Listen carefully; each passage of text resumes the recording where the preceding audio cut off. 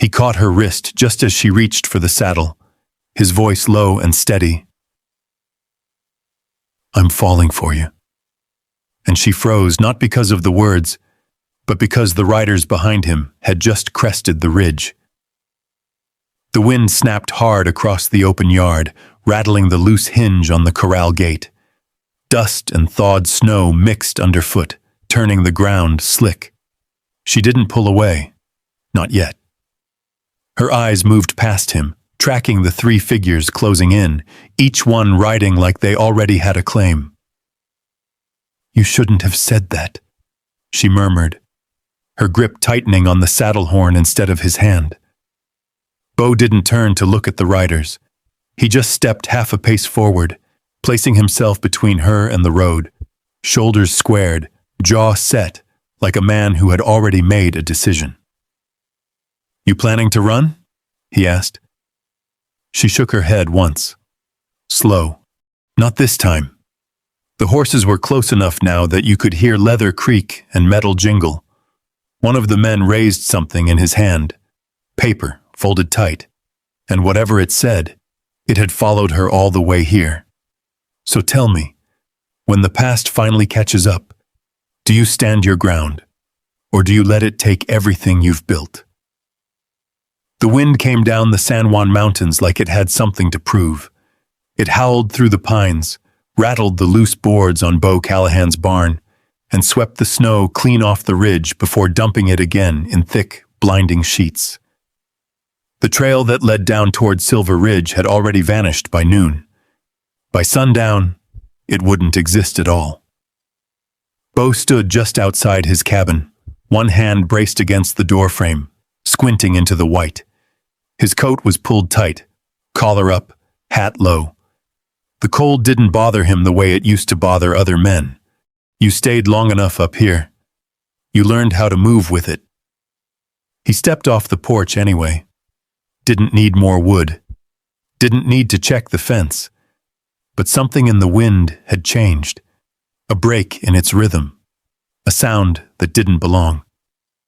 He moved slow down the slope behind the cabin, boots sinking deep, each step leaving a mark that filled in halfway before he took the next. The world had gone quiet under the storm. No birds, no cattle shifting, just the scrape of snow and the long pull of the wind. Then he saw it. A set of tracks, not fresh, not clean either, staggered, one step deep, the next barely there, like whoever made them had been fighting to stay upright. Beau followed. The tracks veered off the path, cut across a narrow rise, then disappeared into a drift that had built up against a line of rock. He paused there, listening again. The wind pushed past him hard, tugging at his coat. Then, something low. Not quite a voice. More like breath that couldn't carry. He dropped to one knee and swept the snow aside with both hands. A shape beneath it. Small. Still. He cleared more, faster now. A shoulder. Dark fabric stiff with ice. Then a face turned half into the snow, skin gone pale from the cold, lips barely holding color. Beau didn't speak. Didn't hesitate. He slid one arm under her shoulders, the other beneath her legs. She weighed almost nothing against him. Too light. That was the first thing he noticed. The second was the cold. How it came through her coat, through his sleeves, straight into his chest. He stood and turned back toward the cabin. The wind fought him the whole way. It pushed at his back, then swung around and hit him from the side. Snow stung his eyes, blurred the path.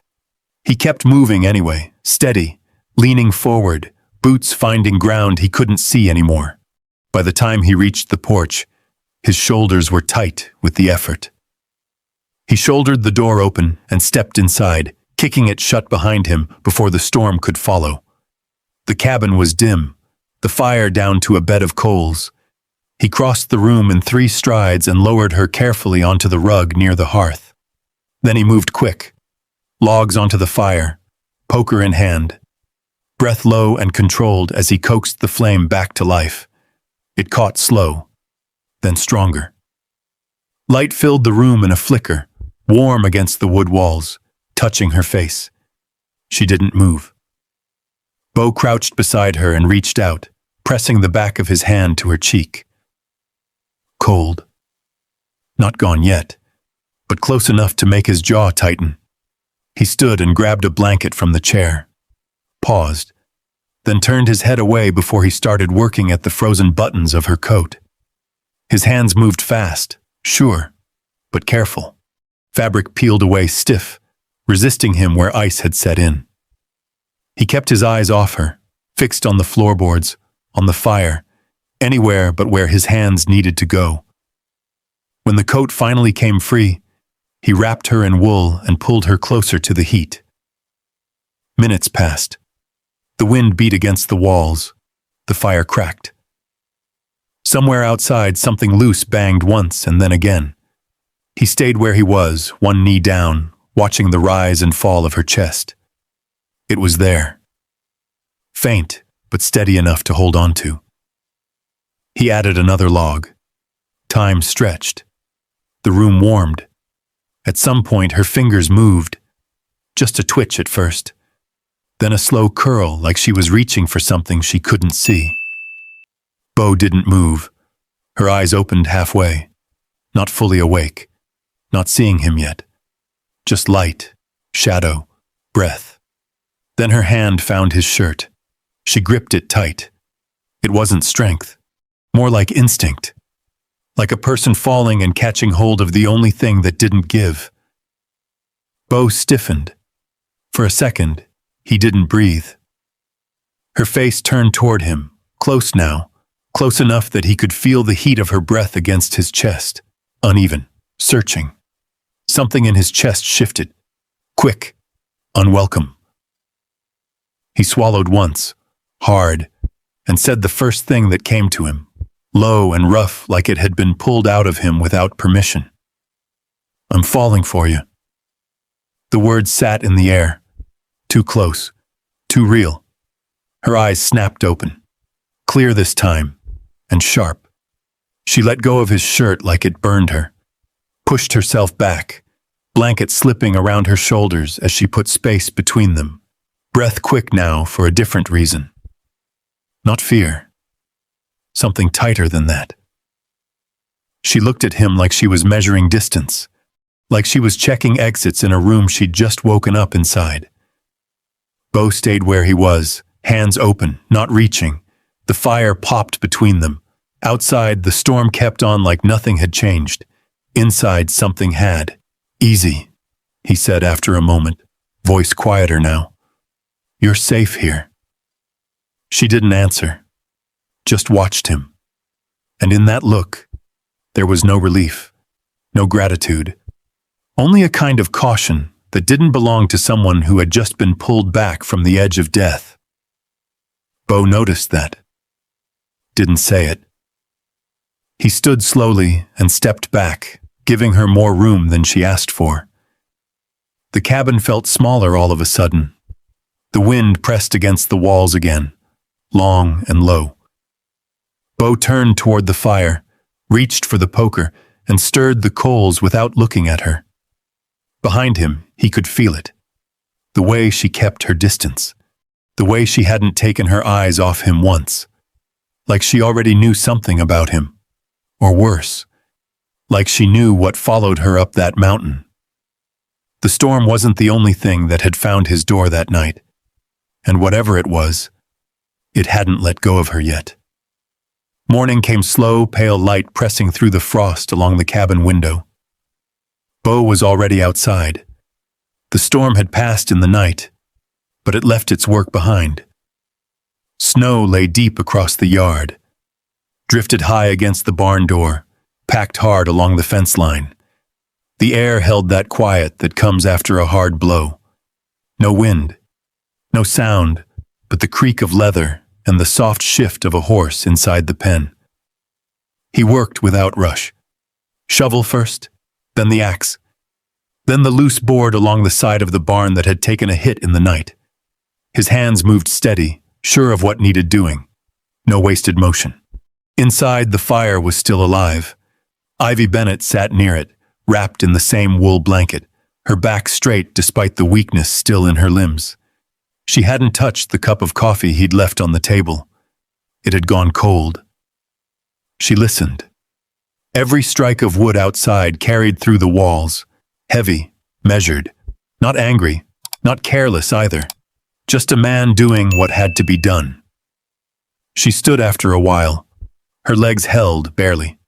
She reached for the back of the chair, waited out the brief sway, then crossed the room, slow, careful. She noticed things now, the way the floor dipped slightly near the stove, the nail hammered halfway into the beam by the door, a stack of feed sacks neatly tied lined against the far wall. Nothing wasted, nothing soft. She found her coat hanging by the door, dried stiff overnight. When she reached into the inside pocket, her hand paused. Still there. She let out a breath she hadn't realized she was holding. Outside, Beau set the axe aside and lifted a length of board into place along the barn frame. He worked it in with one hand, held it steady with his shoulder while he drove the nail in. The hammer strikes rang out clean in the cold air. He didn't look toward the cabin, not once. When he finished, he stepped back, tested the board with his weight, then nodded to himself and turned toward the well. Drew a bucket up, poured water into a tin basin, splashed his face once. The cold didn't make him flinch. When he went back inside, he stamped the snow from his boots at the door and stopped. She was standing now, not by the fire, not where he'd left her, by the table, his cup in her hand. She didn't drink, just held it, like she was testing the weight. "You should have stayed seated," he said, voice low. "I've been sitting long enough," she answered. Her voice was steady, not strong yet, but not weak either. He crossed the room and took the cup from her hand without brushing her fingers. Set it aside, poured fresh coffee from the pot, slid it back toward her. "Hot," he said. She took it this time. Not a thank you, just a small nod. They stood there a moment longer than needed. The space between them was clear, chosen. Beau turned away first. "There's bread in the tin," he said. "Beans from last night. Eat what you can." He moved toward the back door, reached for his coat again. "You're going back out?" she asked. "Work don't wait for weather," he said. She watched him pull the coat on, adjust the collar, check the latch on the rifle leaning beside the door, not picking it up, just making sure it sat right. "You live like this all the time?" she asked. He paused, just a second. "Most days," he said, then stepped outside. The door shut behind him with a dull thud. Ivy stood still, the cup warm in her hands. After a moment, she set it down and moved toward the sacks along the wall, untied one, checked the grain. Her fingers brushed along the seam where the stitching had come loose. She found a needle in a small tin near the window, thread already wound tight. She sat and began to work. By midday, the sun broke through thin cloud, light stretching across the yard in pale gold. Beau was back at the fence line, resetting a post that had shifted under the weight of the snow. When he came in again, he noticed it right away. The sacks, repaired, clean lines, tight stitching, done proper. He didn't say anything, just set his gloves down and walked past them slower than before. Later, he found her at the table again, not with food, with a small book, his, inventory notes, feed, tools, dates scribbled in his rough hand. She had turned to a blank page and started writing. Different, straight lines, even spacing, numbers placed careful, neat, as if each one had its place before it was written. Beau stood there, watching. "You always write like that?" he asked. She didn't look up. Like what? Like it matters. She stopped then, just for a second, then closed the book and slid it back toward him. Everything that's written down matters to someone, she said. He picked it up, thumb running along the edge of the page she'd filled. You worked accounts, he said. She met his eyes then. Not long. Just enough. Something like that. He waited. She didn't go on. The fire cracked between them. After a moment, he nodded once and set the book aside. You should rest, he said. I will, she answered. But she didn't move. He turned away again, gave her the space without asking for it. As the light faded and the cold settled back in, the cabin filled with that same quiet. Not empty, not comfortable either. Just shared. And when Beau finally sat down at the table, he noticed one more thing. His notes had been corrected. Not crossed out. Adjusted. Careful. Accurate. He looked toward her then. She was already lying down, eyes closed, the blanket pulled up to her chin. But her hand rested just above it, not reaching, not holding on. Just there. And Beau understood something, standing there in that small cabin with the fire low and the night coming on. She wasn't afraid of him. She was afraid of what would happen if she stayed. By the third morning, the sky had cleared enough to show the road again. Not clean, not easy. But there. Beau stood by the fence, watching the slope that led down toward Silver Ridge. Snow still clung to the shaded bends, packed hard where the wind had driven it. The rest had begun to melt, leaving mud beneath that could pull a horse off its footing if you weren't careful. Behind him, the cabin door opened. He didn't turn right away, just listened to her steps on the wood, light but steady now. I can ride, Ivy said. He nodded once, still looking down the trail. Didn't say you couldn't. A pause. I'm not staying here through another storm, she added. That's not what I asked, he said. She didn't answer that. Instead, she stepped down from the porch and walked past him toward the pen. The horse there, an old bay with a scar along its flank, lifted its head and watched her. She didn't reach out, didn't rush, just stood close enough for it to settle, then laid her hand against its neck. Beau noticed that. Name's Rusty, he said. She nodded. He listens. Only if you don't push him. She glanced back at him then. I've learned that about most things. He held her gaze a second longer than needed, then looked away.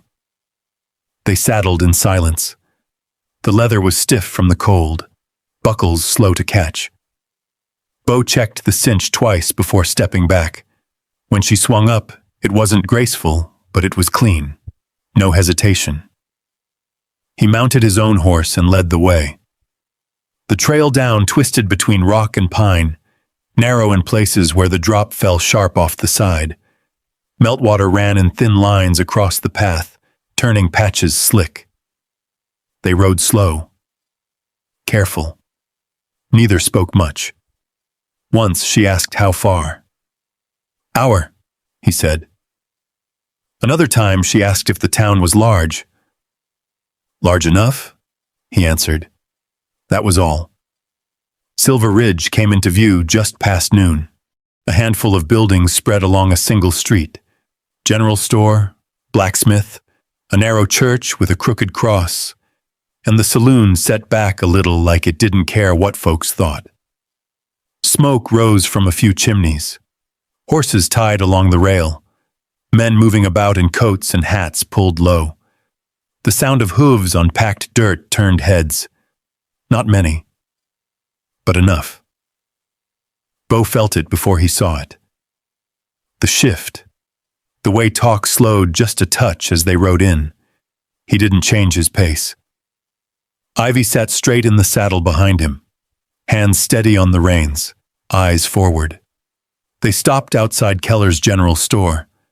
Beau dismounted first, tied his horse, then turned to help her down. He didn't touch her unless she asked. She didn't. Inside, the store smelled of flour and tobacco.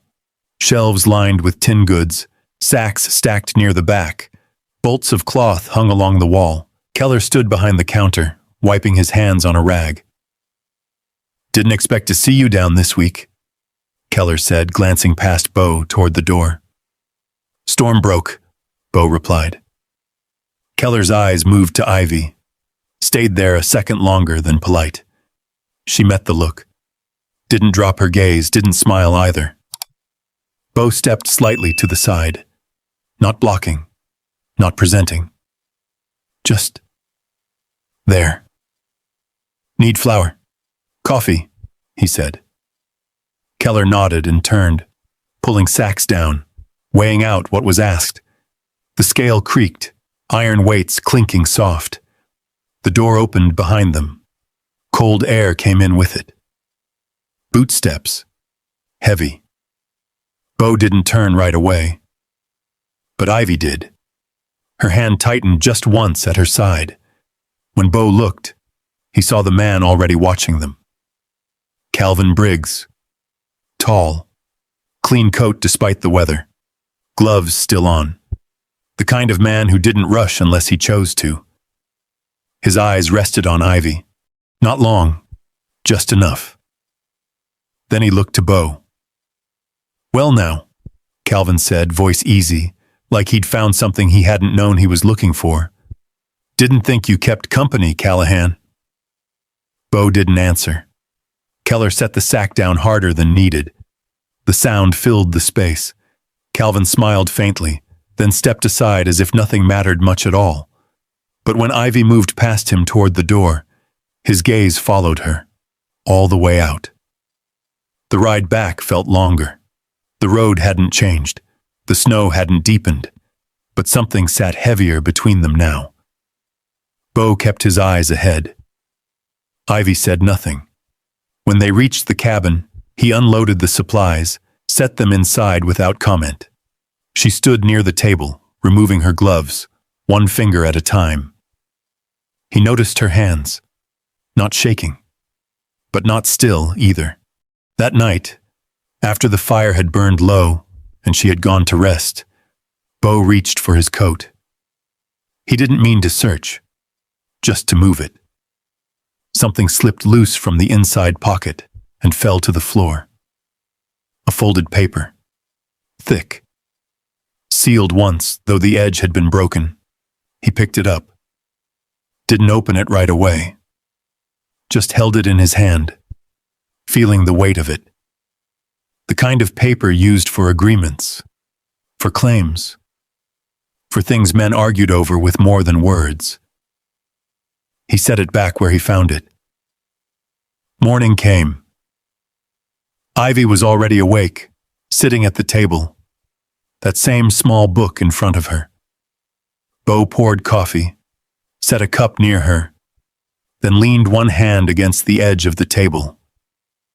He didn't ask, didn't mention the paper. Just said, quiet and plain, "If trouble comes, it'll come fast." She didn't look up at first. Then she did.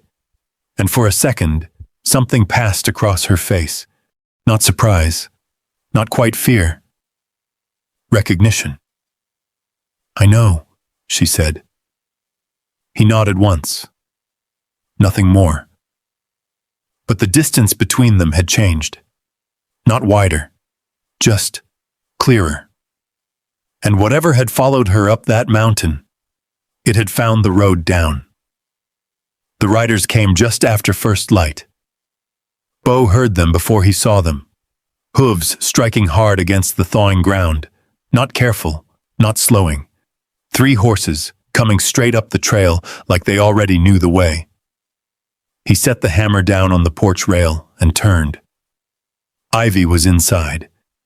He could feel that, same as he could feel the shift in the air, the kind that comes before something breaks. The riders came into view through the last stretch of trees. Calvin Briggs in front, coat dark, hat low, sitting easy in the saddle like the mountain belonged to him. Two men behind him, quiet, watching everything.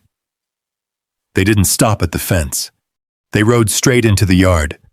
Beau stepped off the porch and walked out to meet them. Slow, no rush.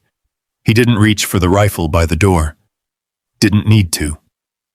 "Morning, Callahan," Calvin said, like they were passing each other on a clear day. Beau didn't answer. Calvin's eyes moved past him toward the cabin door. "She inside?" Silence. The wind brushed across the yard, light now, carrying the smell of wet earth and pine. "You're harboring someone who doesn't belong to you," Calvin went on, voice still even. He pulled a folded paper from his coat, held it up between two fingers. "I've got claim." The door behind Beau opened. Ivy stepped out. She didn't hurry, didn't hide, just came to stand on the porch, hands at her sides, eyes fixed on the man in the yard. Calvin smiled when he saw her. "Miss Bennett," he said, like it pleased him to say her name out loud. "You've had a long ride." She didn't respond. Beau shifted just enough to place himself between her and the horses, not blocking her, just there. Calvin watched that too. "You're accused of theft," he said, turning the paper so the seal caught the light. "Financial records, documents that don't belong to you. Sheriff's already aware." Ivy's face didn't change. "I didn't steal anything," she said. "No?" Calvin tilted his head. "Then I suppose you won't mind coming back to town to explain." Behind him, one of the men adjusted in his saddle, hand near his belt, not drawing, just resting there. Beau's eyes caught it. He stepped forward one pace, boots pressing into the wet ground. "She's not going anywhere with you," he said. Calvin looked at him then. Really looked this time. Not like before in the store. Something sharper now. "That so?" Beau didn't raise his voice. Didn't need to. "That's so." A moment passed. Then another. The kind that stretches thin, like it might snap if anyone moved wrong. The sound of another horse came up the trail. All heads turned. Sheriff Nolan Price rode in alone, coat dusted with road dirt, eyes moving from Calvin to Beau, then up to Ivy on the porch. "Figured I'd find you here," Nolan said, pulling up beside the others. Calvin lowered the paper slightly. "Sheriff, good timing." Nolan didn't answer him. He looked at Ivy. "Miss Bennett," he said, steady. "There's a complaint filed. I'll need you to come in. Answer a few questions." Ivy stepped down from the porch. Beau turned his head just enough to look at her. Not stopping her. Not asking. She came to stand beside him. Close enough that he could hear her breath. Even. Controlled. "If I stay," she said quietly, not looking at him, "you lose everything." He didn't answer. Didn't move. She glanced at him then, just once, then walked forward, past him, toward the sheriff. Beau watched her go. Watched the way she kept her back straight, even now. Watched the way Calvin's gaze stayed on her like he'd been waiting for this moment all along. Nolan nodded toward the trail. "We'll head back slow." Ivy placed her foot in the stirrup. Before she swung up, Beau spoke. "I'll ride in with her." It wasn't loud, but it carried. Nolan looked at him. Calvin did too. "That ain't necessary," the sheriff said. Beau already turned toward his horse. "It is to me." No argument, no explanation, just that. Calvin's mouth twitched, not quite a smile. "Well," he said, easing his reins, "seems you've taken an interest after all." Beau didn't answer. He mounted, settled into the saddle, and took his place beside Ivy without looking at her. The group turned back down the trail. Snow Snow melted under the hoof. Water ran in thin lines beside the path. The mountain watched them go without a sound. No one spoke on the ride down. Not Calvin, not the men behind him, not even the sheriff. Ivy kept her eyes forward. Beau kept his close on the road. But once, when the trail narrowed and their horses drew near, her hand shifted on the reins, just enough to brush his sleeve. He didn't look, didn't react. But he didn't pull away either. And whatever line had been there between them before, it was gone now, replaced by something harder, something chosen. Silver Ridge had a way of going quiet when something mattered. Not silent, just watchful. By the time they reached the center of town, folks had already gathered, not close enough to be part of it, but not far enough to miss a word. Men leaned against hitching rails. Women stood near the store windows, hands folded, eyes fixed. Beau dismounted first. He didn't offer Ivy a hand. Didn't need to. She stepped down on her own, boots hitting the dirt steady, even after the ride. She adjusted her coat, smoothed one sleeve, then looked straight ahead toward the small office that served as the sheriff's place.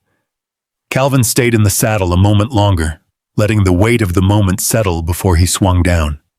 His boots hit the ground clean. No hurry, no doubt. "Inside," Nolan said. They went in. The room was narrow.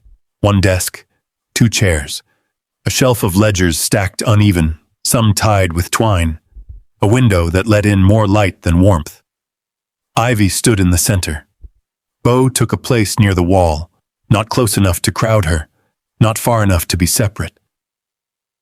Calvin laid the folded document on the desk and pressed it flat with one gloved hand. "There," he said. "Filed claim. Missing records. Taken from my office 3 nights ago." Nolan picked it up, read it slow. His brow didn't move much. Then he looked at Ivy. "You want to answer that?" She didn't rush. Her hand went into her coat, slow enough that every eye in the room followed it. Beau's shoulders shifted, just slightly. She pulled out the small book, the same one she'd written in at the cabin. She set it on the desk beside Calvin's paper. "That yours?" Nolan asked. "Yes." "What is it?" "Accounts," she said. "Numbers Mr. Briggs didn't expect anyone to keep." Calvin let out a soft breath that might have been a laugh. "Careful," he said. "That kind of talk can get a person in trouble." Ivy opened the book, turned a few pages. The handwriting was neat, even. Rows of figures lined up clean across the paper. Dates, names, acreage, payments marked one way, then another. She tapped a line with her finger. "This parcel," she said, "signed over by a man named Turner. Payment recorded as made." She turned another page. "Same parcel. Sold again 2 weeks later. No record of the first payment being cleared." Nolan leaned in. Calvin didn't. His eyes stayed on her. "You're saying I made an error?" he asked. "I'm saying you counted on no one checking twice." A murmur moved through the doorway behind them. Beau didn't turn. He watched Ivy, watched the way her hand didn't shake as she turned another page. "Here," she said. "And here, same pattern, same names disappearing from the records once the land changed hands." Calvin's jaw tightened just once. "You stole those numbers," he said. "I wrote them down," she answered, "because no one else would." Silence stretched. Nolan closed the book halfway, then opened it again, slower this time. His finger traced a line, then another. "You got proof beyond this?" he asked. Ivy reached into her coat again. This time she brought out the folded paper Beau had seen. She placed it beside the book. "The original draft," she said, "before it was filed clean." Nolan unfolded it. His eyes moved across the page, slower now. Calvin stepped forward. "That's enough," he said, voice lower. Not loud, but different. Ivy didn't step back. "You wanted me quiet," she said. "You should have checked who you hired." For the first time, Calvin's control slipped. Not much, just enough. His hand came off the desk faster than before, reaching toward the paper. Beau moved before the thought finished. He stepped in, one hand catching Calvin's wrist mid-air. Not striking, not twisting, just stopping it. Firm. Calvin froze. The room held its breath. Beau didn't look at him. Didn't need to. "Don't," he said. One word. "Enough." Calvin pulled his hand back slow, adjusting his glove like nothing had happened. Nolan cleared his throat. "I'll need to hold on to these, Assassin," he said, nodding at the book and the paper. "Look them over proper." Calvin smiled again, but it didn't reach his eyes this time. "You do that," he said. "But understand something, Sheriff. A man's reputation doesn't fall apart over a few scribbles." He turned toward the door, paused beside Ivy. "You've made this harder than it had to be," he said quietly. She met his gaze. "No," she said. "I just stopped making it easy." He held her eyes a moment longer, then stepped out into the light. The crowd parted for him. Beau stayed where he was. Nolan stacked the papers together, tapping them straight. "This isn't settled," he said. "I know," Ivy answered. He looked at her again. Different this time. Not suspicion, not trust either. Something in between. "You got somewhere to stay?" he asked. Beau spoke before she could. "She's with me." Ivy turned her head slightly, not surprised, just aware. Nolan nodded once. "Then stay close," he said. "Both of you." They stepped back out into the street. The air felt different now, thinner somehow. People watched them, but not the same way as before.